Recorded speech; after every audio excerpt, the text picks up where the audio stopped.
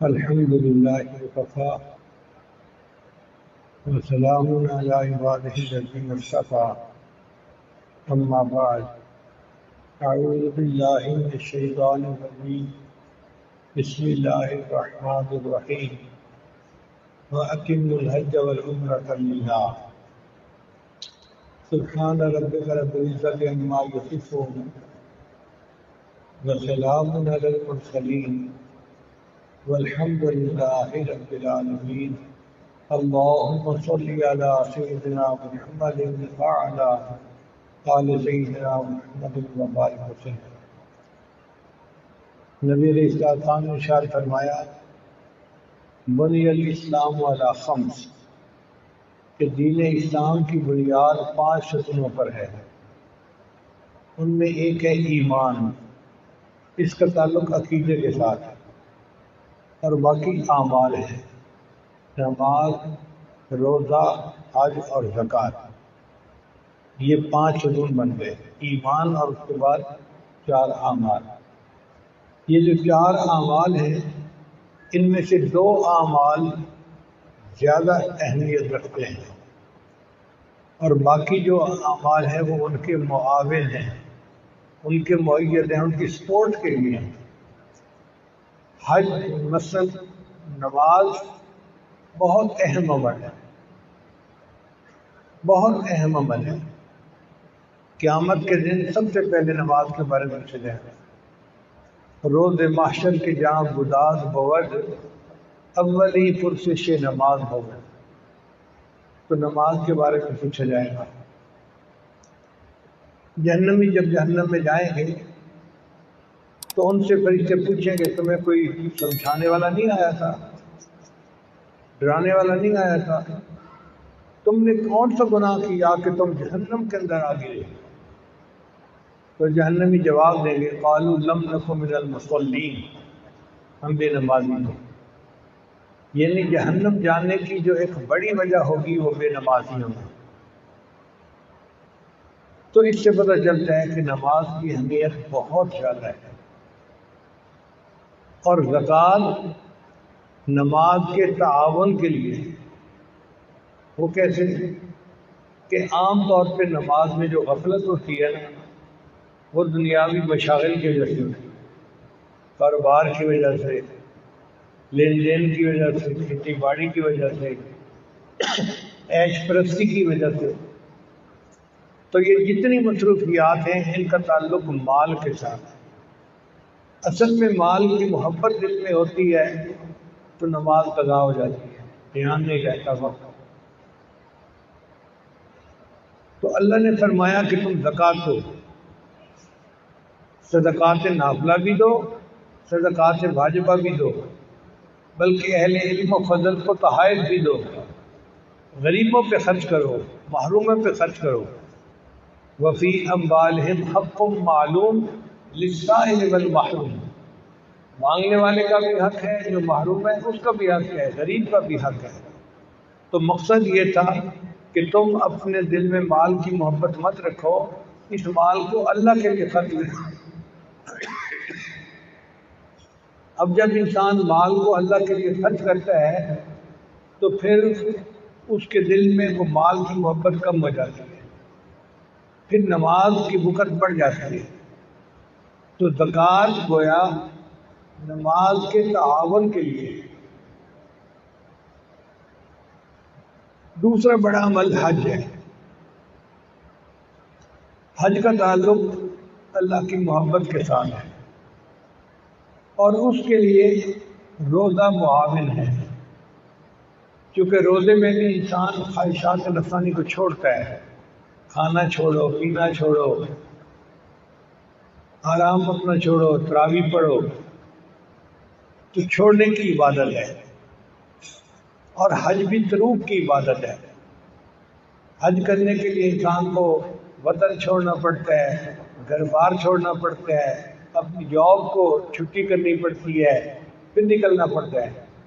پھر جب میقات پر جاتا ہے تو سلا ہوا لباس بھی چھوڑنا پڑتا ہے، پھر اسباب زیب و زینت بھی چھوڑنے پڑتے ہیں۔ نہ انسان خوشبو لگا سکتا ہے، نہ بال کٹوا سکتا ہے، تو یہ ترک کرنے کی عبادت ہے، ہر چیز چھوڑتے جاؤ اللہ کے لیے۔ اللہ یہ چاہتے ہیں کہ جو عاشق ہوتا ہے نا، وہ تو اپنے محبوب کے عشق میں مست ہوتا ہے، اس کو کوئی پرواہ نہیں ہوتی دنیا میں، لہٰذا تم بھی دنیا سے بے پرواہ ہو جاؤ اور اپنے مالک کی محبت میں فنا ہو جاؤ۔ تو حج اصل عبادت تھی، اس کے تعاون کے لیے روزہ بنا، نماز اصل عبادت تھی، اس کے تعاون کے لیے زکوٰۃ بنی۔ ساری عبادتیں ہیں، مگر ایک عبادت دوسری عبادت کی تقویت کا سبب بنتی ہے، تو زکوٰۃ نماز کی تقویت کا سبب بنی اور روزہ حج کی تقویت کا سبب بنا۔ اب اسی بات کو میں ایک دوسرے انداز سے کرتا ہوں کہ انسان کو اللہ نے دو جذبے دیے ہیں، ایک ہے ہوش مندی کا جذبہ، عقل کا، وہ نماز کے لیے بہت موزوں ہے، نماز کے ٹائم کی فکر رکھنی پڑتی ہے، گھڑی رکھو، سائے کا خیال رکھو، دھیان رکھو اذان کی آواز کب آ رہی ہے۔ اگر انسان تھوڑا سا بے دھیانی کرے تو نماز گئی۔ عورتیں نماز کس طرح ادا کرتی ہیں؟ بس میں مہمانوں کو چائے دے دوں پھر نماز پڑھتی ہوں۔ وہ مہمانوں کو چائے دینے میں ایسے مصروف ہوتی ہیں کہ ٹائم نکل جاتا ہے، نماز ادا کر بیٹھتے ہیں۔ دکاندار حضرات کیسے کرتے ہیں؟ بس یہ دو کسٹمر ہیں، میں ان کو بھگتا دوں پھر پڑھتا ہوں۔ وہ دو کے ساتھ ایک تیسرا بھی آ جاتا ہے، چوتھا بھی آ جاتا ہے اور نماز قضا ہو جاتی ہے۔ تو نماز کے لیے فکر کی ضرورت ہے، خیال رکھنا پڑتا ہے، اور حج جو ہے وہ انسان کو بالکل اپنے آپ کو بھلا دینے کا سبق دیتا ہے۔ ساری دنیا کو بھول جاؤ، اپنے آپ کو بھی بھول جاؤ اور اللہ کی محبت میں مست ہو جاؤ۔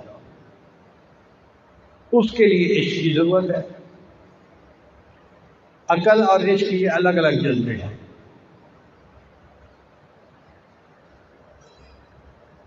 علامہ اقبال فرماتے ہیں، نالہ ہے بلبل شوریدہ تیرا خام ابھی، اپنے سینے میں ذرا اور اسے تھام ابھی، پختہ ہوتی ہے اگر مصلحت اندیش و عقل، عشق ہو مصلحت اندیش تو ہے خام ابھی۔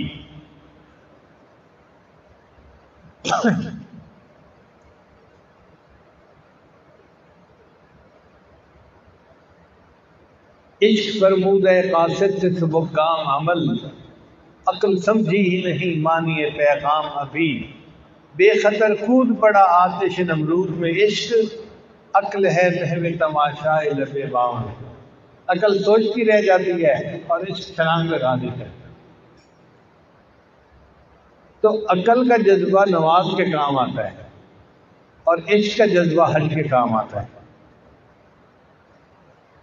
پھر اسی بات میں ایک اور انداز سمجھ لیجیے کہ اللہ تعالیٰ کی شان کے دو انداز ہیں۔ ایک ہے اللہ تعالیٰ کی شان کبریائی، وہ بہت بڑے ہیں، وہ بلند ہیں، وہ عظیم تر ہیں، اللہ اکبر کبیرہ۔ تو شان کبریائی کا تقاضا یہ ہے کہ ہم اللہ کے سامنے اپنی عاجزی ظاہر کریں۔ نماز اس کے لیے بہانہ بن گیا۔ نماز میں انسان دیکھو ہاتھ باندھ کے کھڑا ہوتا ہے، کبھی جھک رہا ہوتا ہے، کبھی سجدے میں پڑ رہا ہوتا ہے، اللہ کے سامنے اپنی عاجزی بیان کر رہا ہوتا ہے۔ تو اللہ تعالیٰ کی شان کبریائی کا اظہار ہوتا ہے، اللہ آپ بہت بڑے ہیں۔ اس لیے ایک رکن سے دوسرے میں منتقل ہوتے ہوئے اللہ اکبر اللہ اکبر اللہ اکبر اللہ اکبر۔ تو نماز ساری کی ساری اللہ کی عظمت کا سبق دیتی ہے، اور انسان کوئی کام بھی خشوع کے خلاف کرے تو نماز نہیں ہوتی۔ چنانچہ فقہاء نے لکھا ہے کہ نماز میں بندے کو کوئی لطیفہ یاد آ جائے اور وہ ہنس پڑے، حتیٰ کہ اس کی آواز کو وہ خود سن لے تو نماز ٹوٹ جاتی ہے۔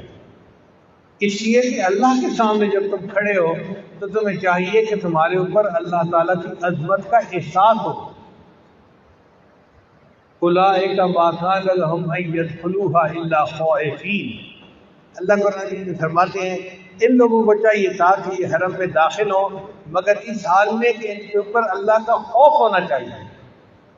حضرت علی میانو بڑے بڑے مارکوں میں نہیں ڈرتے تھے، جب حرم میں داخل ہونے لگتے تھے تو رنگ فق ہو جاتا تھا۔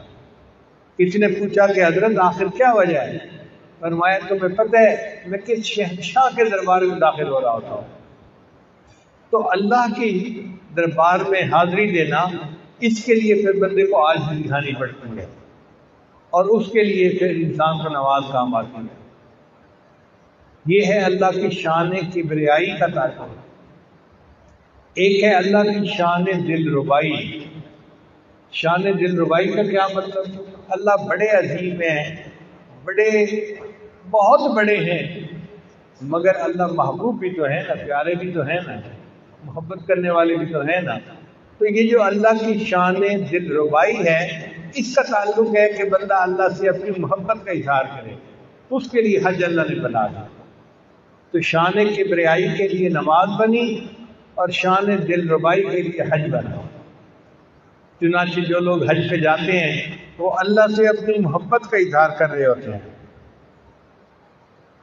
ایک اور انداز سے یہی بات سمجھیے کہ اللہ تعالیٰ کی صفات ہیں، بعض صفات کو کہتے ہیں کہ ان کا تعلق جلال کے ساتھ ہے، تو اس کے لیے نماز عبادت ہے۔ اللہ تعالیٰ کی صفات جلال کو سامنے رکھتے ہوئے آج بھی ظاہر کرنا، اس لیے نماز بنی۔ اور اللہ کی کچھ صفات کا تعلق جمال کے ساتھ ہے، اس کے لیے حج بن جائے کہ انسان اللہ کی صفات جمال کو سامنے رکھے اور اپنے محبوب کی دیدار کے لیے اس کے گھر پہ حاضری دے۔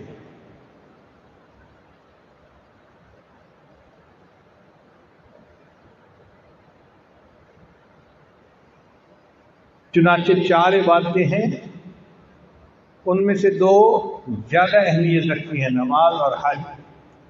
اگر آپ غور کریں تو نماز اور حج دونوں اجتماعیت کا سبق دیتی ہیں۔ مرد گھر میں نماز پڑھ سکتا ہے، لیکن حدیث مبارکہ میں آتا ہے کہ باجماعت مسجد میں پڑھنی چاہیے، اور جو گھر میں پڑھ لیتے ہیں ان کی نماز ہی نہیں ہوتی۔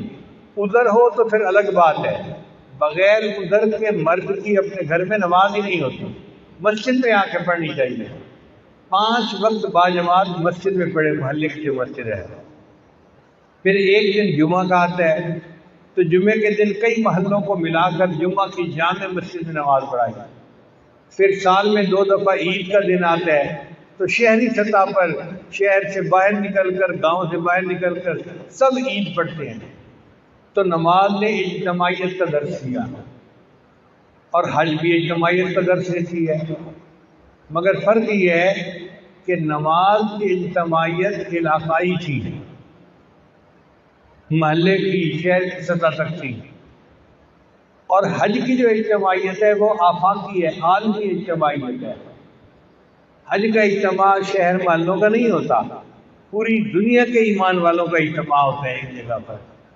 تو حج کی اجتماعیت زیادہ بڑی ہے نماز کی اجتماعیت سے، اور اس کی دلیل یہ ہے کہ حج کے موقع پہ نماز اور حج ان کے ارکان اکٹھے ہو جاتے ہیں، تو اس میں اللہ نے حج کو مقدم فرمایا۔ مثلا وقوف عرفہ کرنا تھا، اللہ نے حکم دیا کہ تم ظہر اور عصر اکٹھی پڑھو، اور درمیان میں وقفہ دو تاکہ تم وقوف عرفہ کر سکو۔ اور جب مغرب کا وقت ہو گیا تو اللہ نے فرمایا کہ مغرب کو مغرب کے وقت میں نہ پڑھو، عشاء کے ساتھ جا کر پڑھو۔ تو مغرب کو دیر کروا دی اور عصر کو جلدی پڑھا دیا، یعنی نماز کی اجتماعیت کو اللہ نے آگے پیچھے کر دیا، اور جو شائع تھے حج کے ان کو اپنی جگہ باقی رکھا۔ اس کا مطلب یہ کہ حج کی اجتماعیت اس اجتماعیت سے زیادہ اہم اور بڑی ہے۔ اللہ تعالیٰ ایمان والوں کو یہ میسج دینا چاہتے ہیں کہ میرے بندو، تم ایمان والے ہو، تم نے کلمہ پڑھا ہے، اب تم ایک دوسرے کے بھائی ہو، اور اس کلمے کی نسبت سے تم ایک بن کر رہو۔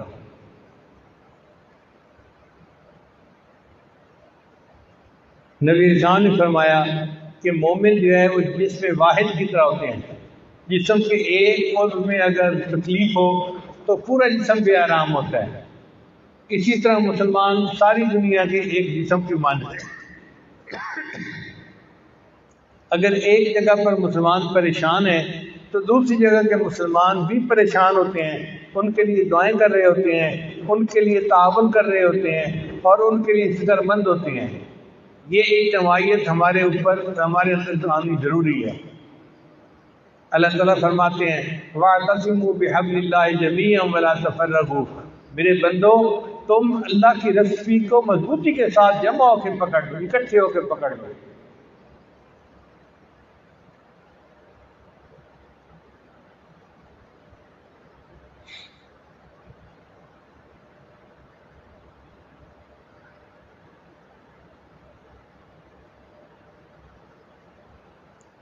تو حج سے ہمیں 3 سبق ملتے ہیں۔ ایک یہ کہ محبوب حقیقی اللہ کی ذات ہے، انسان کی محبتوں کا جذبہ صرف اللہ کے لیے ہے، اس کو چاہیے کہ اپنے دل کو اللہ کی محبت سے لبریز کر لے۔ اور دوسری بات کہ اللہ کے سامنے اپنی عاجزی اور بے نفسی کا اظہار کرے، نماز کے ذریعے، نیکی کے ذریعے انسان اللہ کے سامنے اپنی عاجزی کا اظہار کرے۔ اور تیسری بات کہ کسی کو تکلیف نہ پہنچائے، کیونکہ حج تب قبول ہوتی ہے فلا رفث ولا فسوق ولا جدال فی الحج، حج کے اندر یہ 3 گناہ نہ ہوں، اور ان تینوں گناہوں کا تعلق دوسرے کو ایذا پہنچانے کے ساتھ ہے۔ اس کا مطلب یہ کہ حج کے اندر اللہ اتنے بڑے اجتماع میں بلا کر ایمان والوں کو یہ سبق دیتے ہیں کہ تم نے دوسروں کی دل آزاری نہیں کرنی، مسجد ڈھا دے، مندر ڈھا دے جو کچھ ڈھہنے، پر کسی دا دل نہ ڈھاوی، رب دلاں وچ رہندا ہے۔ اللہ دلوں میں رہتے ہیں، ہمیں چاہیے کہ ہم کسی کے دل کو نہ توڑا کریں، کسی کے دل کو تکلیف نہ پہنچایا کریں۔ اللہ تعالیٰ ہمیں اجتماعیت کے ساتھ اچھی زندگی گزارنے کی توفیق عطا فرمائے۔ وآخر دعوانا ان الحمد للہ رب العالمین۔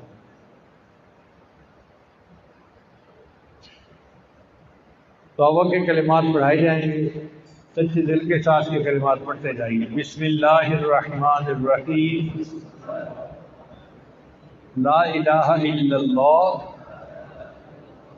محمد الرسول اللہ،